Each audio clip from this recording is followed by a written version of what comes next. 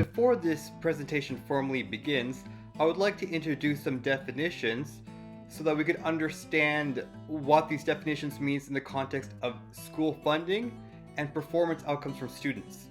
So the first definition is equity, and we define equity as the distribution of resources in the achievement of established goals, as defined by Alexander.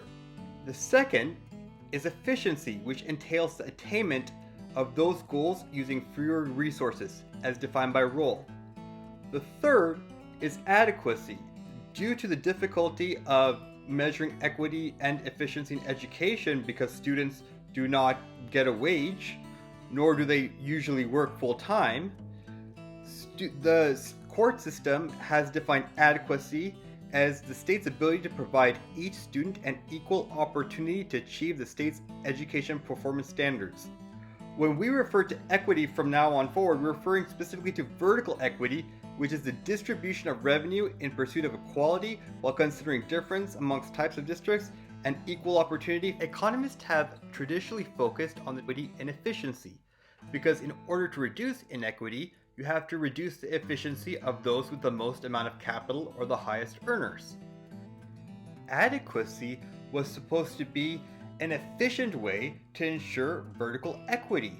So why are we unable to ensure that our emergent bilingual students can have an equitable and adequate education? American education spending fell by about $600 per student between 2009 and 2014. Meanwhile, public schools are enrolling a growing segment of students who cost states more to teach, English language learners. By 2025, almost 30% of all children in U.S. public schools will be Hispanic. Many of them will be taking classes in English even if they're still trying to learn the language, meaning they need extra help and extra resources.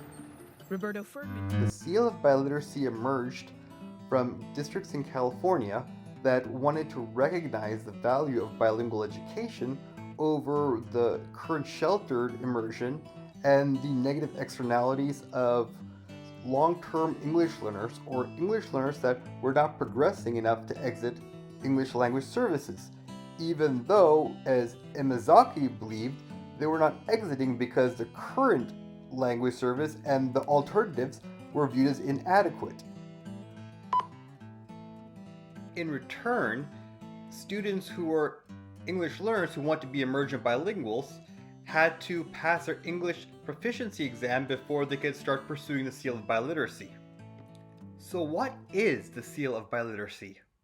It is a recognition and celebration of students who have studied and attained proficiency in 2 or more languages by high school graduation.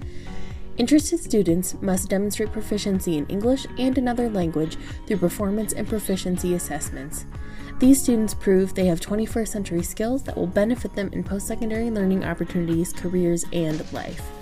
The seal honors the skills students attain and is evidence to future employers and college admissions offices that a student is able to listen, speak, read, and write in and across 2 languages.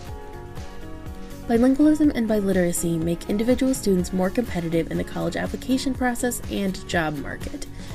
The Seal of Biliteracy shows a student has mastered English and another language. If you're a parent... The fundamental problem we were addressing in this project is understanding why California's vertical equity aid system did not decrease inequity, but actually increased inequity by reducing the adequacy of funds for English learners.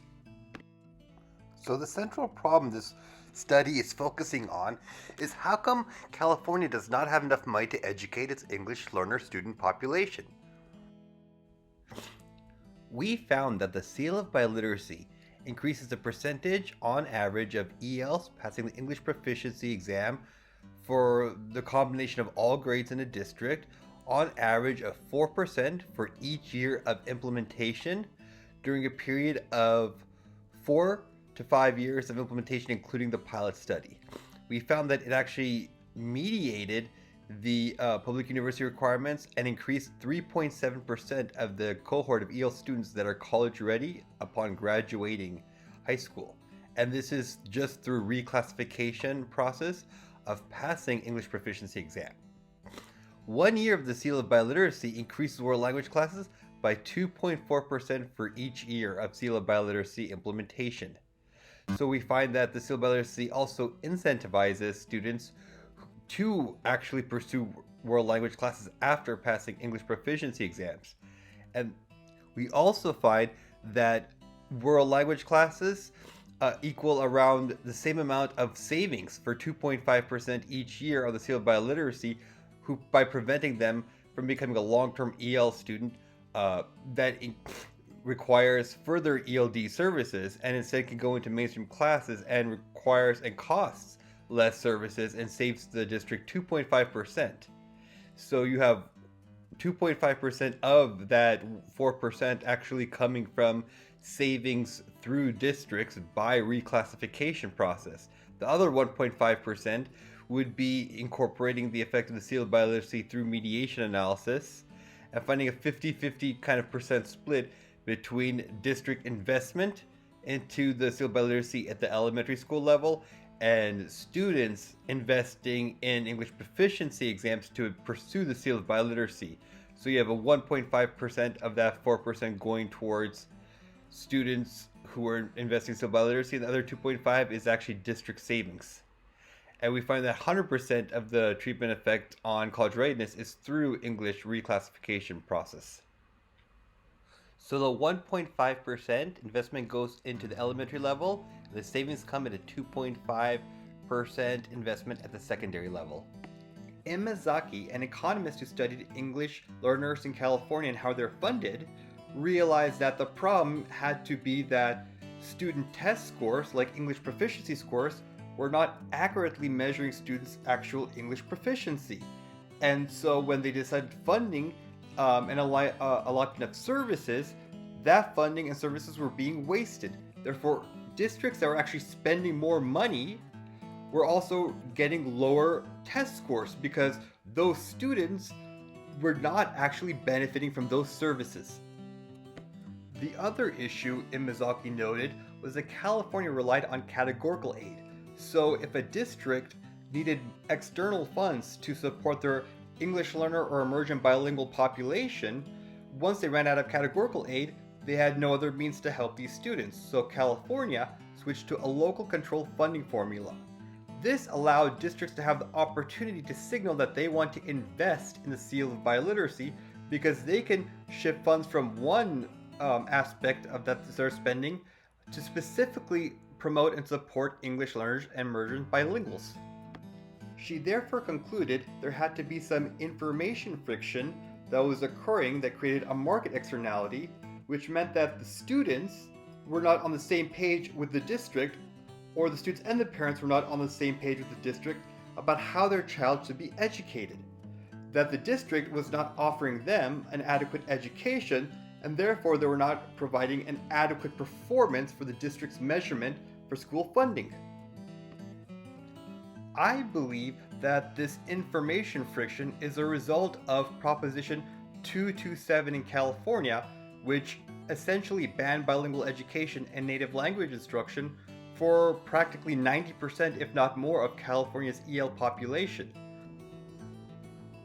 Only a select few students were able to receive access to bilingual education in California, but many other states thrived with the sharing of the state responsibility with the local discretion of funds, which allows districts to signal to students that they support biliteracy pathways to college, and students to support those pathways as well. Thus, the Seal offered emergent bilinguals an alternative pathway than what the traditional pathway to post-secondary education that California was offering at the time. One of the things that our biliteracy seal ensures is that the students at the elementary level and the middle level have something to look forward to and to work towards. And so they're able to know that once they get to high school, the importance of the seal on their diploma, they realize that being bilingual, biliterate is connected to going to college. Through educational programs, but this Seal of Biliteracy really just involves information that they already know. By increasing information about and access to not only the Seal of Biliteracy, but supporting programs like all forms of bilingual and dual language programs, we can reduce costs for school finances and actually help students improve their educational outcomes? Because I want my family to see that I'm smart enough so they can think I'm really good and I'm going to keep on going ahead. Nutrias came from South America. Okay, that is a fact. The Seal of Biliteracy, in a way, it's a very simple thing. It's a recognition. It's a celebration. Okay, thank you, Fred. Very good. The Seal of Biliteracy at the end of high school is what we're reaching towards. But we also created a set of pathway awards, too. Giselle Campos Contreras. Pathway awards take place all along the educational journey, recognizing at an age-appropriate and grade-appropriate level whether or not you're actually on the path towards this kind of powerful multiple literacies. Jesus Cordova Palestino. Congratulations. I feel proud of myself because I never won a trophy in my life. And when I hold it, I really felt nice. My mom took pictures of me. You tell me that I did great. It's very important to have a celebration of biliteracy so that the students can feel proud of their incredible achievement, feel motivated to continue in their studies, so that the parents can see that this is important.